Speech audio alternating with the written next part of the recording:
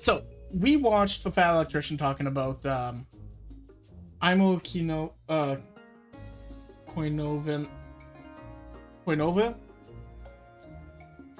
IMO. We learned about IMO a little bit ago. A Finnish soldier that took a meth nugget and then went absolutely bonkers in the Finnish winter woodlands, right? At the end of that video, I alluded to how Hobby Lobby has has stolen religious artifacts. So we're going to learn about that today, okay? I've seen this video, obviously, but I love this story. It's only about 20 minutes, so I am going to be pausing quite a bit throughout this video. So if you don't want to deal with that, make sure you go and support the normal video, and yeah, let's get to watching. All right, here's the deal. My wife dragged me into a Hobby Lobby, and I was in that store for all of about 30 seconds before I knew they were up to something. So I go home, I look into it, and what I found is so insane. I wasn't even mad. I was just impressed. Okay, man goes into the Hobby Lobby for the first time in his life and instantly is like, no, this is wrong, this is incorrect, this does not make any sense to me in any way, shape, or form. And then immediately has to look into all of it. That's that is a personality, but I think that's his content brain at that point. All right, look, if you don't know, Hobby Lobby is the biggest arts and crafts chain in the United States. Technically, Michael's has more locations, but Hobby Lobby makes way more money, so I'm calling them the biggest. Last year, they made... All we have is Michael's around here. Don't think we have a Hobby Lobby in the area. Should look around. $7.9 billion selling knickknacks and arts and crafts supplies. On top of that, they paid $0.9 billion. Hobby Lobby makes way more money, so I'm calling them the biggest. Last year, they made $7.9 billion selling knickknacks and arts and crafts supplies. On top of that, they pay their employees $19.25 an hour minimum wage. On top... That's insane. That's insane. Let me take a little quick peek-see here. $26.50. Guys, like, that is almost as much as I was making working at a mill. Oh, jeebus. That's insane. Nope, there are no Hobby Lobby stores in Canada. Rude. I would have loved to have worked at a Hobby Lobby if that's the case. On top of that, they donate 50% of their profits to charity, and then if you Google them, you find out they've been involved in more high-profile scandals than a Kennedy family reunion, including smuggling religious artifacts into the United States and somehow turning them into a massive tax write-off. And we're going to get into all of it right after a word from our sponsor. Ah, damn. This video is brought to you by Supremacy World War III, a free online PvP military-based strategy game. It's based on a World War III type scenario where you can pick your country or you can pick a state inside of the United States because, well, let's face it, that's the only way it's going to be fair to everybody else. We just saw what Missouri did to Iran. Now, personally, I like to start off playing as Iowa for obvious reasons. Sometimes I like to attack Minnesota right out of the gate, turn them into Upper Iowa. Sometimes I like to attack Nebraska so I can prove once and for all that our corn is better. Okay, and I know what you're thinking. Why don't you attack Missouri? Well, Nebraska, so I like to attack Minnesota right out of the gate, turn them into Upper Iowa. Sometimes I like to attack Nebraska so I can prove once and for all that our corn is better. Okay, and I know... So I can prove that our corn is better. What you're thinking, why don't you attack Missouri? Well, for obvious reasons, they have B-2 stealth bombers and I don't want the smoke. I mean, I'm gonna fight them eventually, but I need some time to build up my army with tanks, jets, and nuclear subs. So if you want to give Supremacy World War III a try, it's free, both available on PC and mobile. If you use my link and discount code down below, you're gonna get a bunch of extra freebies. Let's get back to the video. War games. All right, we're just going to take this from the top. Let me set the scene for you so we can go on this voyage together. Wife drags me to a place called Hobby Lobby. It's in what appears to be an abandoned Kmart. We take 2 steps. Stark pulls me into those all the time, and it's not me being unwilling.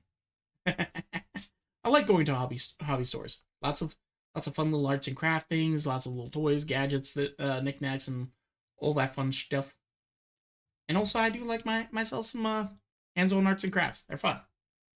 I can definitely tell you right now, this is not a man that does.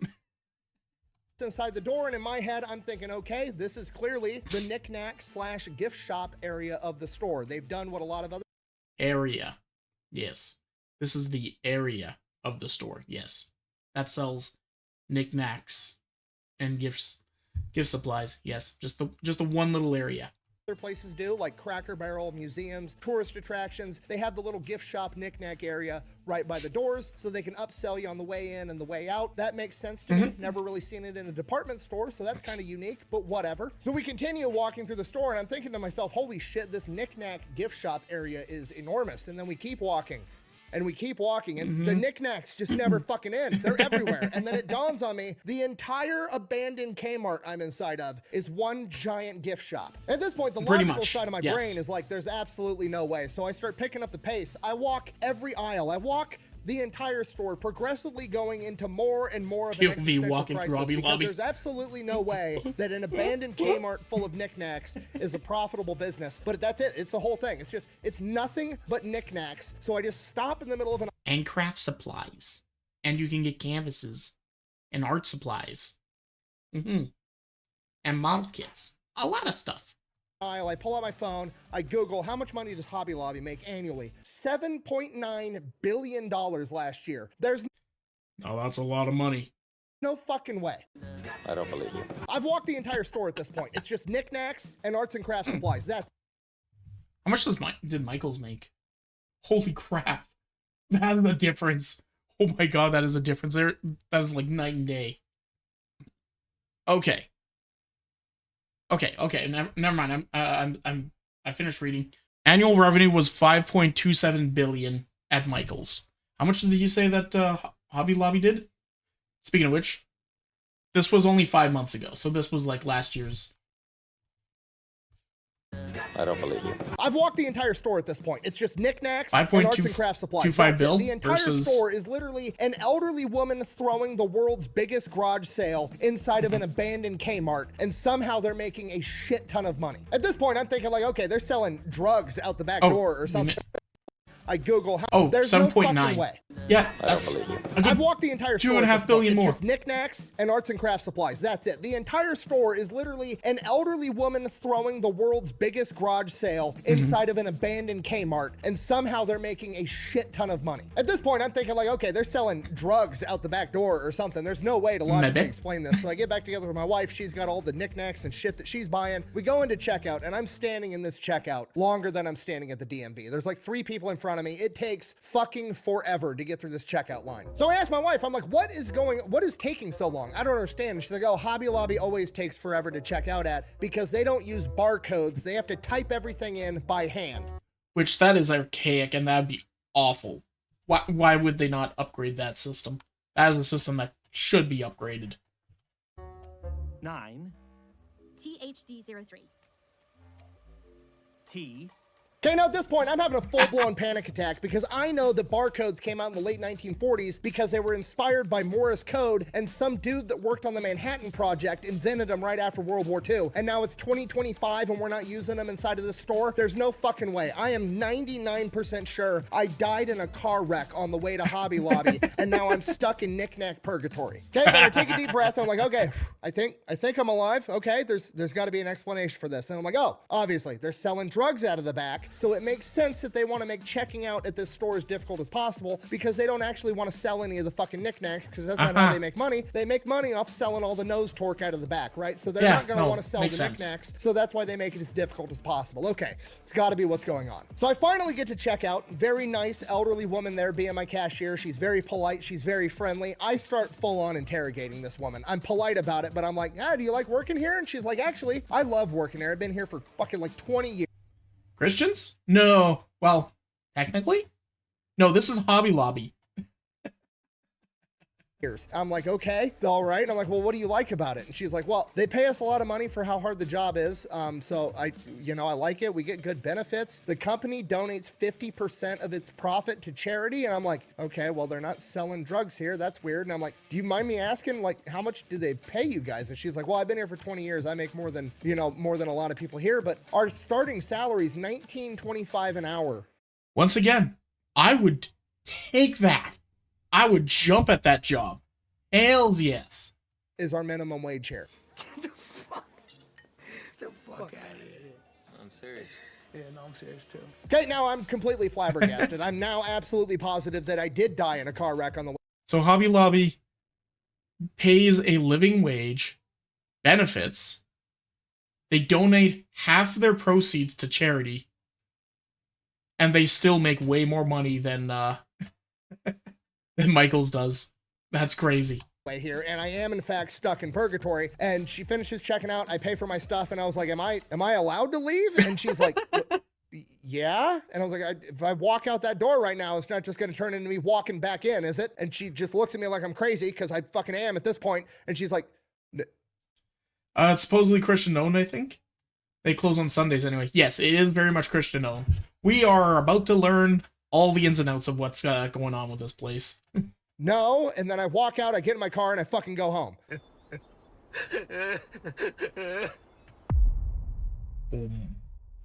All right, so here's what happened. 1970, the founder of Hobby Lobby, David Green, took out a $600 loan and started making custom picture frames in his garage. And apparently that business went pretty well because by 1972, he opened up a 300 square foot arts and crafts store in Oklahoma City. And then 2 years later, he opens up another one, and then another one, and another one. And the next thing you know, he's Another one.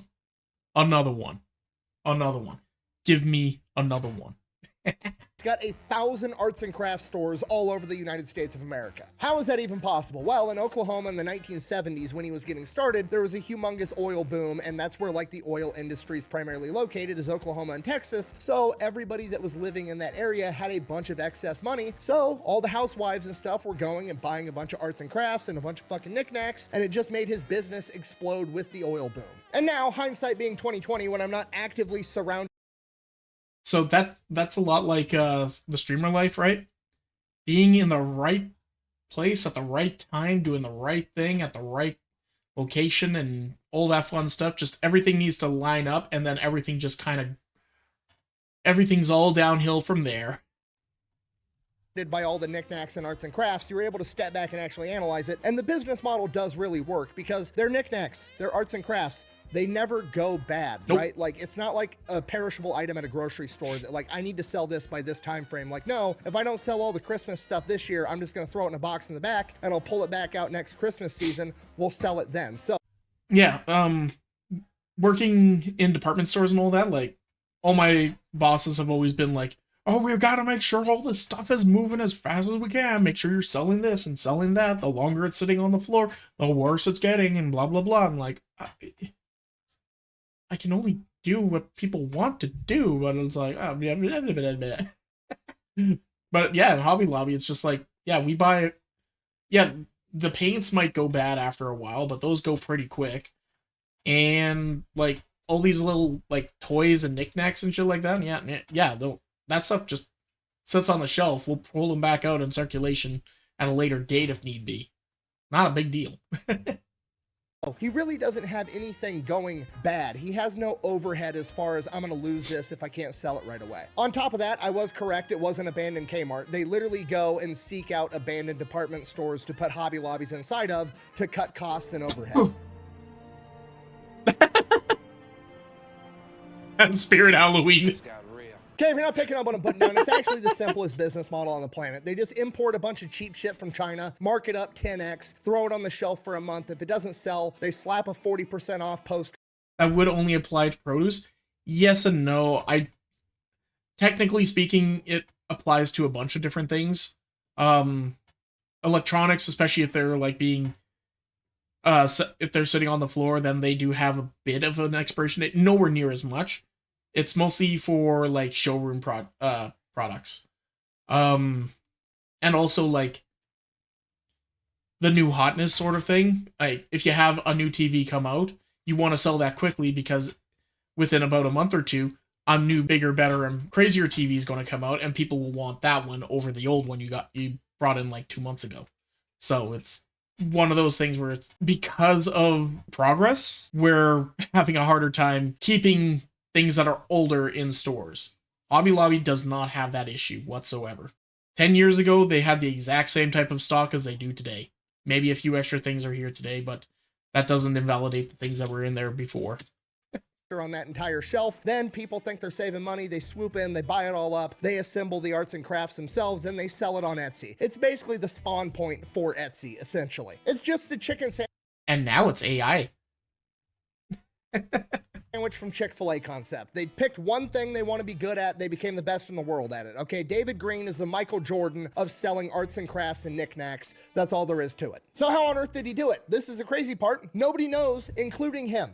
No clue. I literally read his entire book. It's called Leadership Not by the Book. And essentially, David Green is a super religious Christian man. He's literally the son of a preacher. And he basically says that Hobby Lobby is owned by God. He's just looking out for it. So whenever he has a big business decision to make, he prays about it and waits for God to tell him what to do. And then he does it. And somehow, it always works out. Like, the dude is literally just running Hobby Lobby off of vibes, and it's working. It's literally either got to be divine intervention or he's the luckiest man in the history of the planet. Now, his religious convictions are also...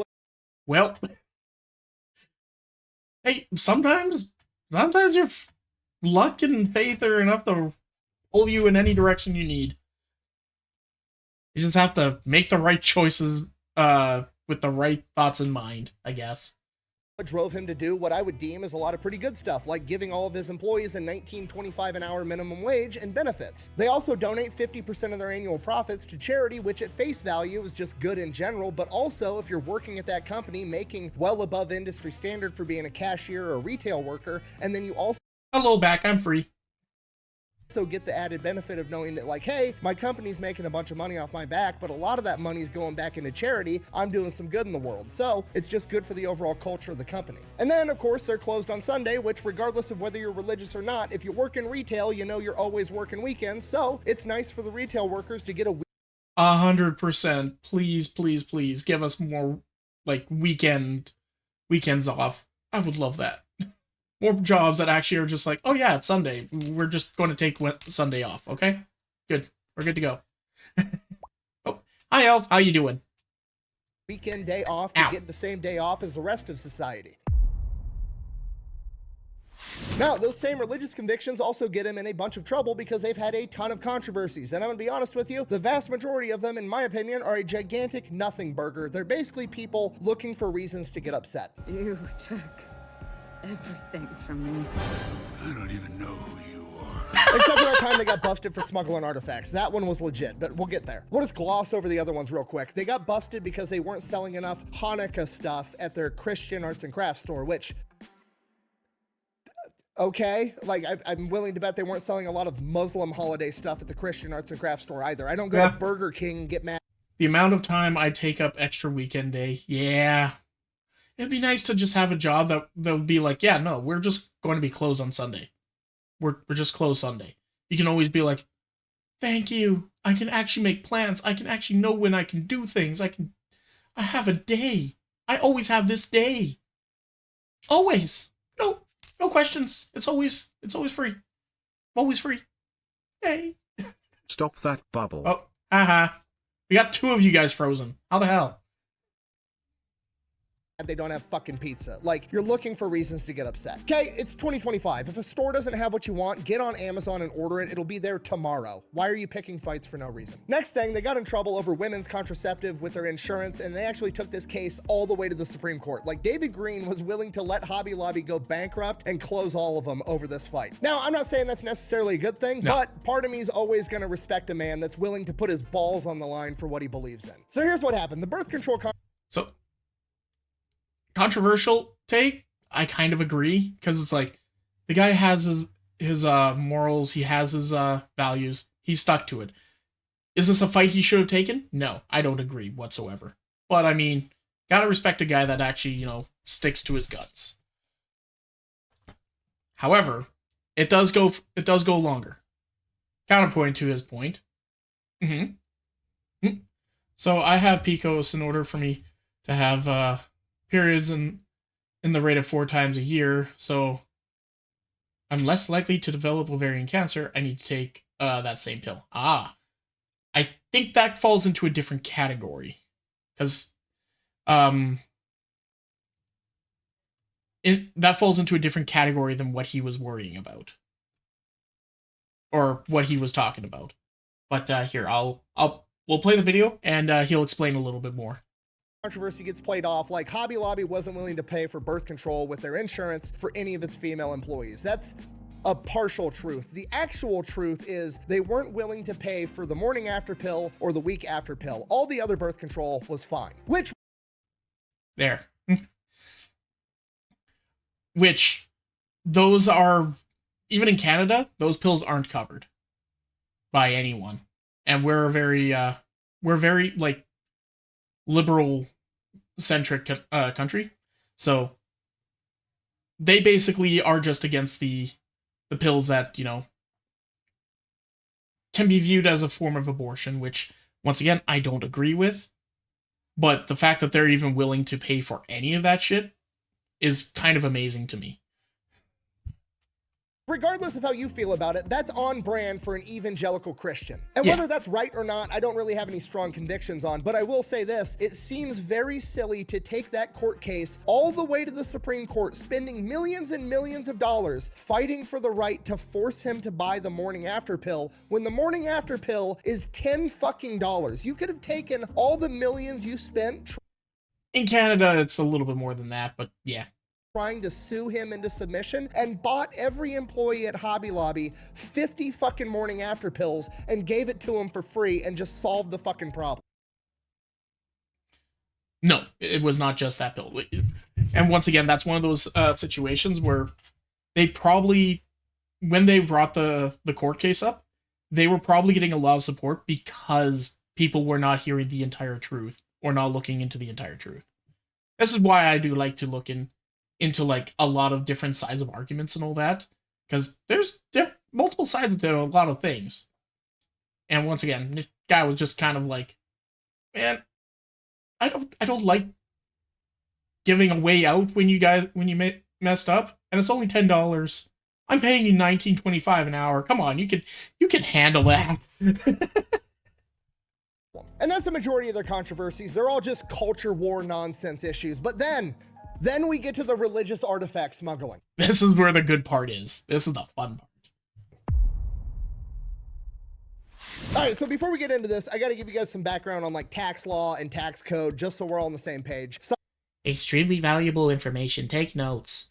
Some of this is going to be a review for a lot of you guys, but some of this is just misconceptions that people have. Okay, so first thing we have to understand is what is a tax write-off? Because a lot of people think they understand it, they actually don't. It's when you buy something for your business and the government pays you back for it. Oh, and who pays for it? Nobody. You write it off. People hear tax write-off and they think, oh, that's money that they save right out of the gate. That's not really how that works. So I'm just gonna give you a real life example to clear it up, okay? Hypothetically speaking, say that I make $100,000 a year and I donate $1,000 to charity, okay? People seem to have the conception that now I have to pay $1,000 less in taxes. That's not how that works. So you didn't actually save $1,000, you saved $400 and donated $600. Now it's like normal people doing charitable donation type stuff, but when rich people like billionaires and big companies, they have ways of getting tax write-offs that actually make them money. The most notorious and most famous is the fine art method, okay? So if a company like Hobby Lobby, hypothetically speaking, comes along and wants to invest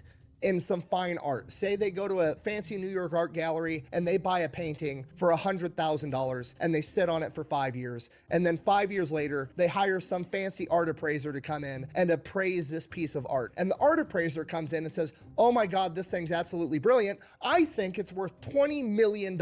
Then the company can donate that artwork to a museum and their tax write-off is not for the $100,000 they spent on the painting. The tax write-off is for the $20 million that it's appraised at. So they didn't. And that's how they make money. They donated something they bought for $100,000 a dozen or so years ago, got it reappraised by a subjective source, and a graded subjective source at that. But you know, graders like that, it's all subjective bullshit. And then they donate it at an extremely inflated rate based on what they bought, and now they kind of, it takes that off of their kind of like end of year gain. Also into their own charity stuff. We're getting there.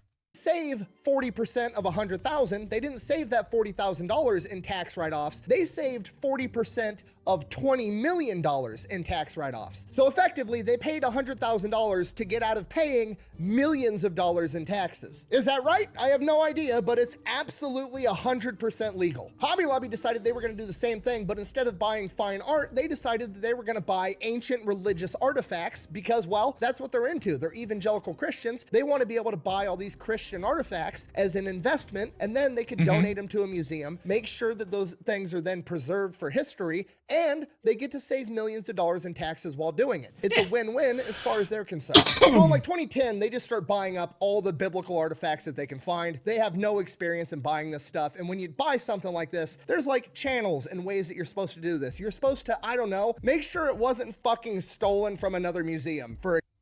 Whoops. So yeah, this is it's just shit that happens constantly. Example, they don't do any of the checks. They were warned that they were going about this the wrong way. They just kept buying up thousands and thousands and thousands of artifacts, despite the fact they bought fucking chunks of the Dead Sea Scroll, which wound up later to be fake because, again, they didn't hire the right people to help them do this. And they ended up buying all these cuneiform tablets out of Iraq, including the Dream Tablet, which is part of the Epic of Gilgamesh. The Epic of Gilgamesh is one of the first human stories ever written down from Mesopotamia 3,500 years ago. Like, it's a pretty important artifact. It's literally like the Ark of the Covenant, Epic of Gilgamesh, and the Rosetta Stone. Like, it's Holy crazy crap. how important this artifact is, and they bought it. And oddly enough, it ended up being looted from a museum in Iraq in 2003, and they were not supposed to have it. That belongs in a museum. So do you. So around this point, So the do government you, gets involved dick. and they start asking questions, at which point, you know, Hobby Lobby kind of pleads ignorant. You know, like, oh, I'm just, you know, a billionaire and I didn't know that I had to go through all these checks and balances to buy this kind of stuff. They basically play it off like, I didn't know any better, my bad. Which, you know what?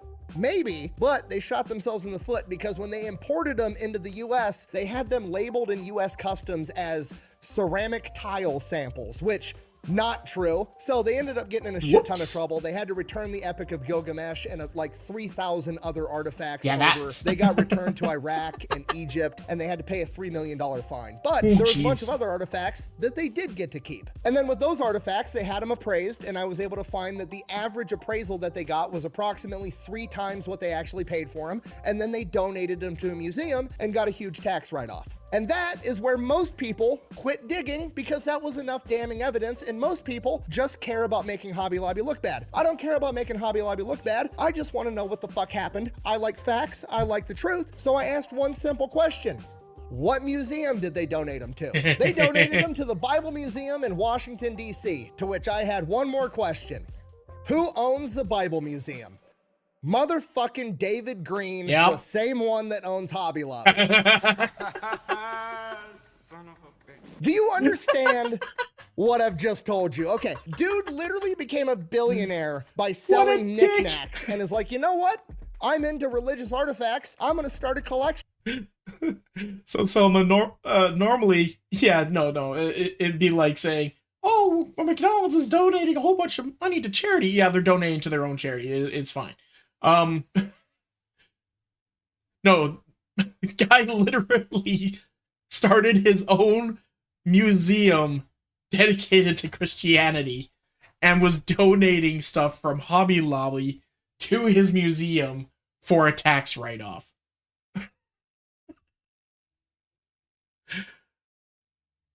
You kind of gotta respect the grind.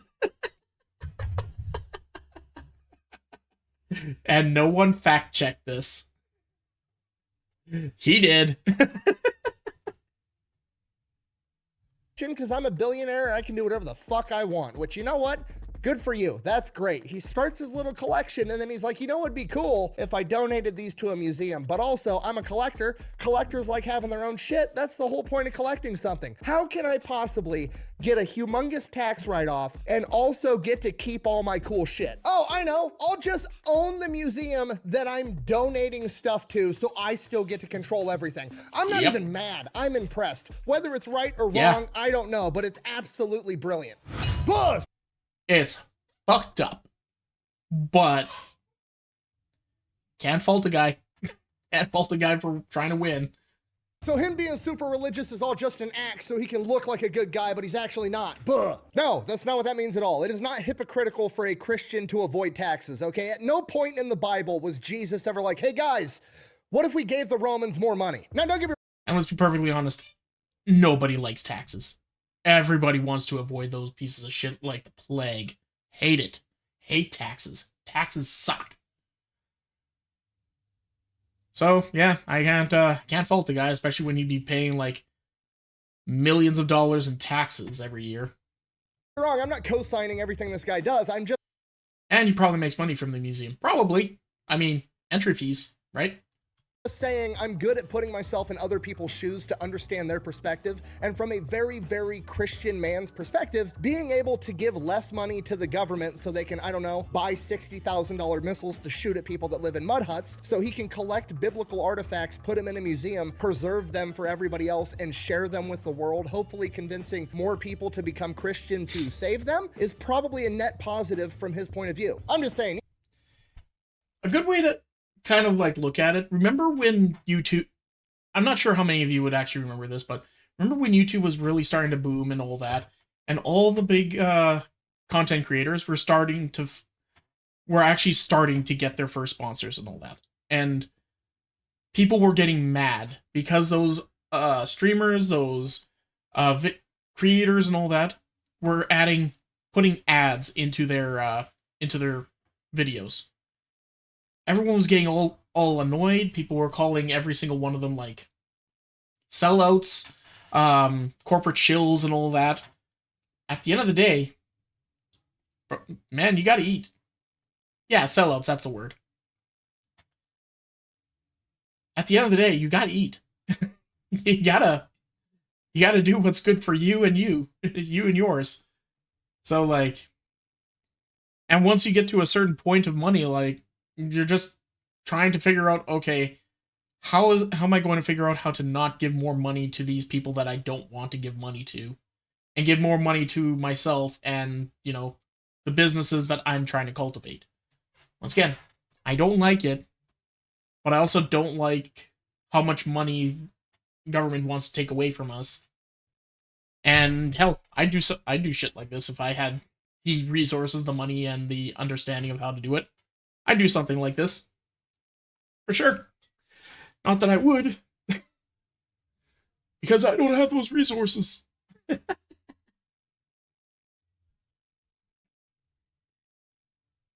You can call this guy a lot of things, but you cannot say he's not a legitimate, super devout Christian. Because at the end of the day, for better or worse, he was legitimately willing to close Hobby Lobby down over the Plan B thing, and he still gives away 50% of his profits to charity. Now, granted, some of that 50% of profits is him buying cool biblical artifacts and sticking them in his museum, but again, from his perspective, that's a good thing because he's sharing the word of God and trying to, you know, help educate people and preserve it for mankind. Facts are facts, and whether you like it or not, this is 100% legal, and I usually, more often than not, subscribe to the theory of don't hate the player, hate the game. Yeah. I need to start a World War II museum, buy a bunch of cool shit, and then donate it to myself and save a bunch of money. Anyways, thanks for watching my knick-knack induced panic attack. Best way to support the channel is go buy some merch. My knick-knack induced panic attack. Quack bang out.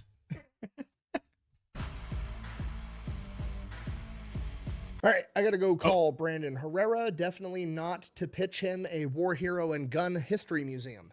Okay, bye. Oh, wait, hold on. I actually have an announcement. All right, for 4th of July, I'm giving away a full... Oh, this is already passed. That's already passed. But yes. So that's a thing. That's a thing that happened.